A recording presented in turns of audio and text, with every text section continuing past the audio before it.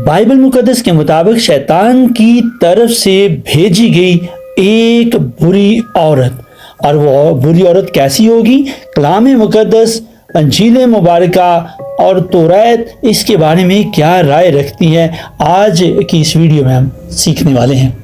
मैं हूं तनवीर चौधरी और आप देख रहे हैं पाक एडम टीवी। हम आपके शुक्रगुजार हैं कि आपने हमारी वीडियो देखने के लिए अपना कीमती वक्त निकाला। नाज़रीन, शैतान की तरफ से भेजी गई एक बुरी औरत को अफरा तफरी से साइन किया गया है, निशान लगाया गया है, अलामत बताई गई है कि वो अफरा तफरी उसकी ज़िंदगी में फैली होती है। फिर इसी तरह की औरत जो बदकार होती है वो शादी जैसे मुकद्दस बंधन की भी परवाह नहीं करती। इस तरह की और भी आगे नुकात हैं जिन पर हम बात करेंगे। हम पहले नुक्ते की तरफ आते हैं, बात करते हैं अफरा तफरी, यानी उसकी ज़िंदगी के अंदर जो है वो इत्मीनान नहीं होता, सुकून नहीं होता, वो खुदा ताला के हुक्मों और तरतीब के मुताबिक नहीं होती, इसलिए वो सैटन की, शैतान की साथी है। इसलिए हम यहाँ नाज़रीन, अगर हम पहला करंथियों उसके 14वें बाब की 33वीं आयत मुबारका को पढ़ें तो इंग्लिश बाइबल के अकॉर्डिंग जो उसकी ट्रांसलेशन में आपके साथ शेयर कर रहा हूँ वो ये है, क्योंकि खुदा उलझन का नहीं बल्कि अमन का खुदा है। इस तरह जब भी शैतान मुलव्वस होता है वो हमेशा इंतशार और फसाद फैलाने की कोशिश करता है। तो ये औरत जो अफरा तफरी का शिकार है, ये इंतशार का शिकार है। अगर उसका जहन एक जगह पर इत्मीनान में पड़ा हुआ हो, इत्मीनान में हो, सुकून में हो, पीस में हो, तो वो खुदा की तरतीब को समझेगी और अपने घर, अपने अहले खाना, अपने अजीज़ व अकारब, अपने मुआशरे, अपने चर्च के लिए वो इत्मीनान का बाइस होगी। मिसाल के तौर पर अगर आपके काम और आपकी ज़ाती ज़िंदगी के दरमियान हदूद हैं, अगर शैतान आप पर हमला करने के लिए किसी औरत को इस्तेमाल कर रहा है तो वो जो ड्रामा आपकी ज़िंदगी में ला रही है, इससे आपके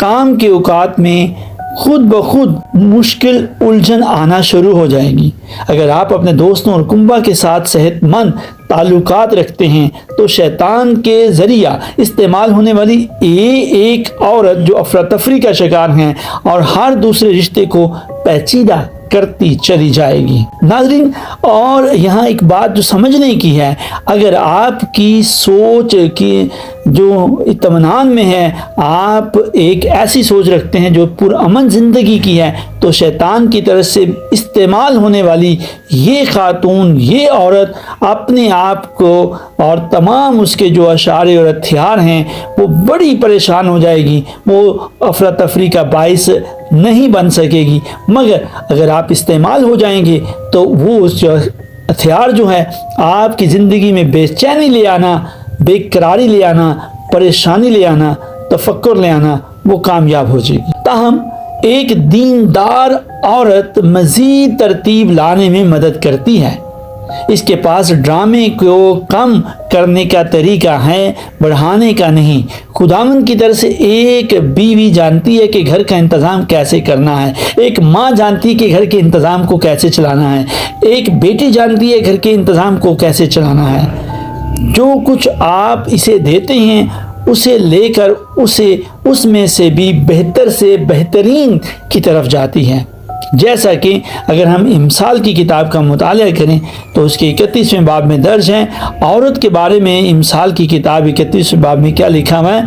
वो अपने घर वालों के तरीके को अच्छी तरह देखती हैं और सुस्ती की रोटी नहीं खाती। आमीन। शैतान की तरफ से भेजी गई बदकार औरत को शादी के बंधन की कोई परवाह नहीं होगी।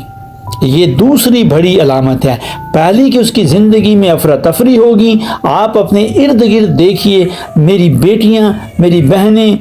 अभी सुन रही होंगी कलाम को। हम उनसे दरख्वास्त करेंगे कि वो आज के इस कलाम को ज़रूर सुनें और समझें कि उनकी ज़िंदगी में अगर बेसुकूनी है, अफरा तफरी है, वो किसी के लिए मुश्किल का बाइस बन रही हैं, खा वो किसी की माँ है, बहन है, बेटी है, बहू है, सास है, वो किसी भी रूप में है, उसे आज से अपनी ज़िंदगी में अहमियत देनी होगी, इत्मीनान को, सुकून को, अमन को।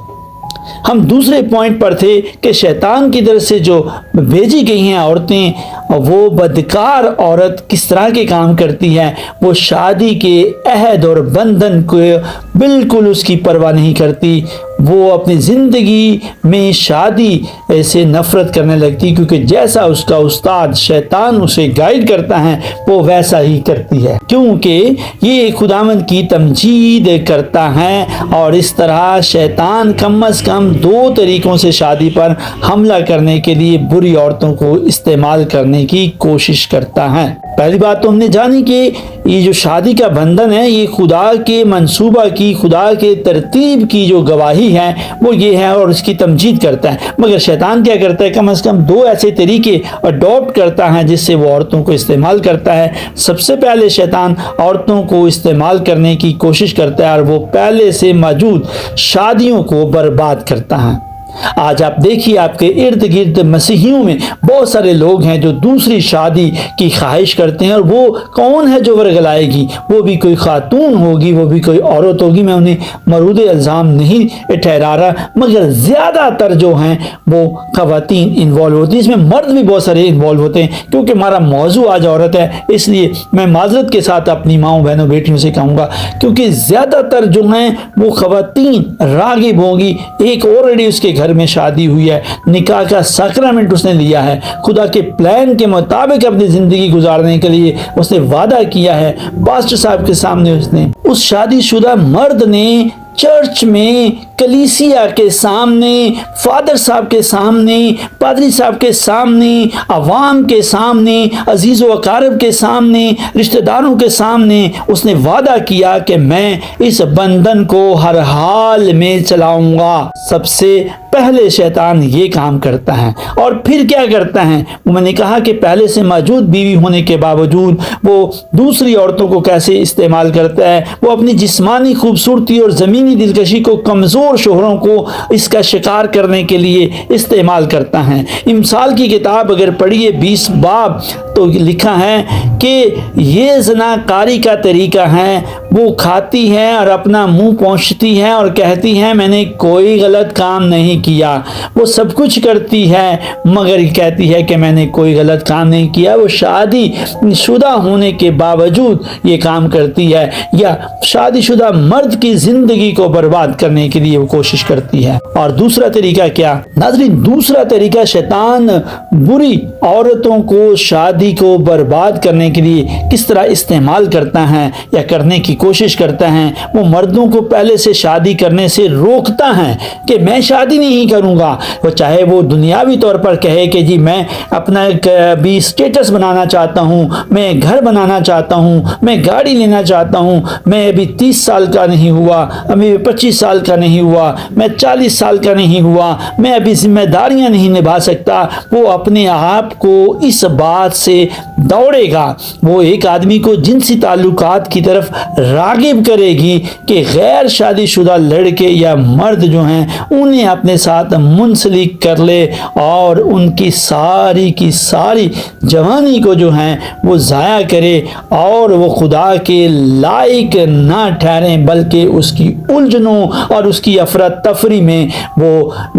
پڑے رہیں اور کبھی بھی وہ خدا کی طرف راغب نہ ہوں، اور خدا کی جو کلام کے مطابق ترتیب ہے اس ترتیب کو وہ اپنی افراتفری کی وجہ سے، شیطان کے ہتھ کنڈے استعمال ہونے کی وجہ سے وہ برے کاموں میں پڑ جاتے ہیں۔ اگر ہم مثال اس کے 3 باب کی 31ویں آیت کا مطالعہ کریں، اپنی طاقت عورتوں کو نہ دے، اپنی راہیں بادشاہوں کو تباہ کرنے والوں کو نہ دے، جب آپ صحیح عورت سے ملیں گے تو آپ کی کوششیں رائے گاہ نہیں جائیں گی، آپ اس کا پیچھا کریں گے اور وہ آپ کے ساتھ شادی میں خداوند کی عزت کرنا چاہے گی۔ آمین، ہاللویا۔ یہاں یہ بات سمجھنے کی ہے کہ خدا کے منصوبے کے مطابق جو پسلی آپ کے لیے ہے، جو آسمان پر جوڑے بنے ہیں، جسے خداوند نے جوڑا ہے اسے کوئی جدا نہ کریں، مگر بری عورتیں شیطان کے ہاتھوں استعمال ہوتی ہیں اور وہ یہ کام کرتی ہیں۔ پھر امثال کی کتاب کے 22ویں باب کی 18ویں آیت تک مطالعہ کریں، شیطان کی طرف سے بھیجی گئی ایک بری عورت کو رشتے کے کردار کی طرف بغاوت کے ذریعے نشان زد کیا جا سکتا ہے۔ مثلاً اس کی ایک مثال ہم یہ بھی دے سکتے ہیں کہ شیطان نے نسل انسانی پر پہلا حملہ جو کیا تھا وہ کس پر کیا تھا؟ وہ تعلقات پر ہی کیا تھا، وہ آدم اور حوا کے رشتے پر ہی حملہ کیا تھا۔ تو اس میں ہمیں یہ بات سمجھنے کی ضرورت ہے۔ اگر پہلا تیموتھیوس اس کا 13ویں باب کی 2 سے 14ویں آیت کا مطالعہ کریں، کیونکہ آدم پہلے پیدا ہوا، پھر حوا اور آدم کو دھوکہ نہیں دیا گیا بلکہ عورت فریب کھا کر فاسق ہو گئی۔ بہت سے لوگ یہ دعویٰ کرنے کی کوشش کرتے ہیں کہ بائبل میں مردوں کی قیادت کے کردار ثقافتی تھے، وہ کوئی رواجی یا ثقافتی نہیں تھے اور اس طرح اب ہم پر لاگو نہیں ہوتے۔ تاہم یہ حوالہ رشتے کے کردار کو تخلیق سے جوڑتا ہے، ثقافت سے نہیں، کہ پہلے خدا نے آدم کو بنایا اور سر کہا کہ آدمی جو ہے وہ اپنی عورت کا کیا ہے؟ سر ہے، جس طرح خداوند یسوع مسیح کلیسیا کا سر ہے۔ خدا نے آدم کو قیادت کے لیے بنایا، شیطان نے مرد اور عورت کو دھوکہ دیا کہ وہ دونوں کو حوا کی رہنمائی کرنے دیں۔ آدم بھی حوا کی طرح مجرم تھا۔ پہلا تیموتھیوس اس کا 2 باب کی 13ویں سے 14ویں آیت صرف اس طریقے کو نمایاں کر رہا ہے جس میں شیطان مرد کو بے حسی اور دبنگ صفات والی عورت کو آزمانے کے ذریعے جوڑوں پر یعنی کپلز پر، شادی شدہ لوگوں پر حملہ کرتا ہے۔ ان کے گناہ کی وجہ سے خدا نے پیدائش 3 باب کی 16ویں آیت میں عورت سے کہا، تیری خواہش تیرے شوہر کے خلاف ہوگی لیکن وہ تجھ پر حکومت کرے گا۔ اس کا مطلب یہ ہے کہ مرد کی طرف گرے ہوئے خواتین کے انسانی دل میں ہمیشہ جنگ ہوتی رہے گی۔ وہ عزت میں اس کی پیروی کرنے کی بجائے اپنے شوہر پر حکومت کرنا چاہے گی۔ جب وہ اس پر حکومت کرنے میں کامیاب ہو جاتی ہے تو وہ دراصل ہار جاتی ہے، کیونکہ وہ اپنے شوہر کی قربانیوں کو اور محبت اور قیادت کی نعمت سے محروم کر دیتی ہے، اور جب وہ غلبہ حاصل کرنے کی کوشش کرتی ہے اور ناکام ہو جاتی ہے تو وہ دوبارہ ہار جاتی ہے، کیونکہ مرد میں گناہ اکثر اس کی پشت پر غلبہ حاصل کرنے کی کوشش کرتا ہے اور طاقت کے ساتھ اس پر حکومت کرتا ہے، جو کہ گناہ بھی ہے اور غلط بھی ہے۔ اس طرح صرف اس صورت میں جب ایک مرد اور ایک عورت مسیح کے وسیلے سے تبدیل ہوتے ہیں، وہ کام کر سکتے ہیں جیسا کہ خدا نے انہیں ڈیزائن کیا۔ ایک آدمی کو اپنی بیوی سے نرمی اور قربانی کے طریقے سے، مہربانی کے طریقے سے محبت کرنی چاہیے، اور بیوی کو اپنے شوہر کی محبت بھری اطاعت کرنی چاہیے۔ پہلا پطرس اس کے پہلے باب کی 3 سے 7ویں آیت آپ مطالعہ کر سکتے ہیں۔ افسیوں کے نام خط پڑھ لیں، کلسیوں کے نام خط پڑھ لیں، اور چوتھی اور آخری بات ہم کریں گے۔ ناظرین، آج کی ویڈیو میں ہم چوتھی اور آخری بات کریں گے۔ شیطان کی طرف سے بھیجی گئی ایک بری عورت مسیح سے اپنی عقیدت کے بارے میں شکایت کرے گی اور آپ کو خدا سے دور کرنے کی کوشش کرے گی۔ اب کیسے مسیح سے شکایت کرے گی، اس بات کو آج ہم نے سمجھنا ہے۔ بدکار عورت مرد کو زیر نہیں کر سکتی، اس لیے وہ عام طور پر اپنے الفاظ کا استعمال اپنی خواہشات کو حاصل کرنے کے لیے کرتی ہیں، خاص طور پر شکایت کے ذریعے۔ جب کوئی آدمی سے مزید لے سکتا ہے تو وہ اس کی شکایتیں دیتا ہے اور وہ اس کو شکایتیں جا کے سناتی ہے، جیسے کہ امثال کی کتاب میں 21ویں باب کی 9ویں آیت میں بیان کرتی ہے، گھر کی چھت کے کونے میں رہنا جھگڑالو بیوی کے ساتھ رہنے والے گھر سے بہتر ہے۔ جب دلائلہ نے ایک مثال ہم آپ کو دیتے ہیں، ایک مثال ہم یہاں دینا چاہیں گے کلام مقدس سے۔ جب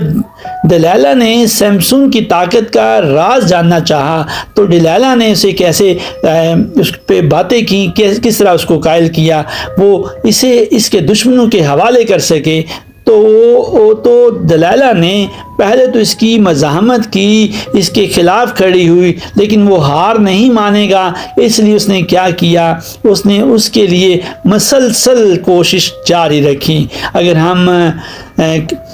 حوالہ دیکھنا چاہیں تو حوالہ بھی میں آپ کو بتا دیتا ہوں کہ ذات کی کتاب اس کے 16ویں باب کی 16ویں اور 17ویں آیت میں بیان کیا گیا ہے، اور جب وہ دن بدن اپنی باتوں سے اس پر سختی سے دباؤ ڈالتی ہیں اور اس پر زور دیتی رہتی ہیں اور اس پر سختی سے دباؤ ڈالتی رہتی ہے، تو اس کی روح موت کے منہ میں چلی جاتی ہیں اور اس نے اسے اپنے دل کی ساری بات بتا دی، ایسی جیسے سیمسن نے دلائلہ کو آخر بتا ہی دیا کہ میری طاقت میرے بالوں میں ہے۔ تو اس خاتون نے، دلائلہ نے، سیمسن کے دشمنوں کے ساتھ مل کر کے اس کو شکست کا سامنا کروایا۔ اسی طرح ایک بدکار عورت کے مسلسل شکایت کے ذریعے سے شیطان آپ کو خدا کے ساتھ غداری کرنے کے لیے آمادہ کرنے کی کوشش کرے گا، یوں سیمسن کی طرح اپنا احسان کھو دے گا جو خدا نے اس کے بالوں میں طاقت رکھ کے کیا تھا۔ اگر ہم توبہ کرتے ہیں تاہم خدا ہمیں اپنے فضل کے ذریعے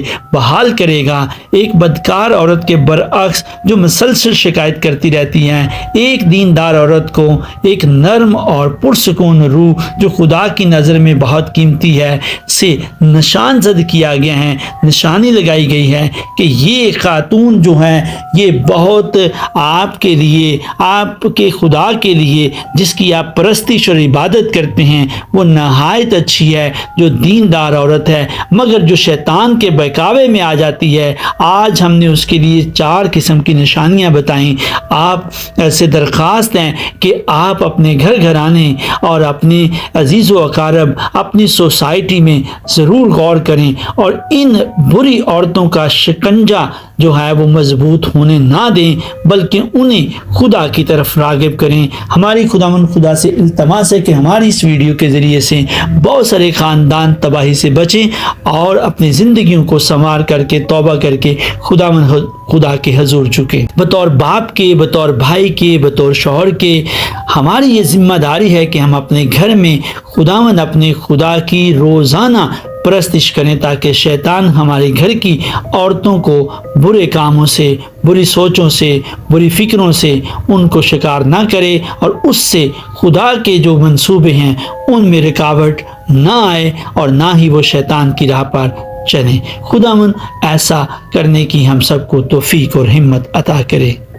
آمین۔ ناظرین، اگر آپ ہمارے چینل کو دیکھنا اور سننا چاہتے ہیں تو ہمارے چینل کو سبسکرائب کیجئے، ویڈیو کو لائک کیجئے اور کمنٹ باکس میں اپنی رائے کا اظہار کیجئے۔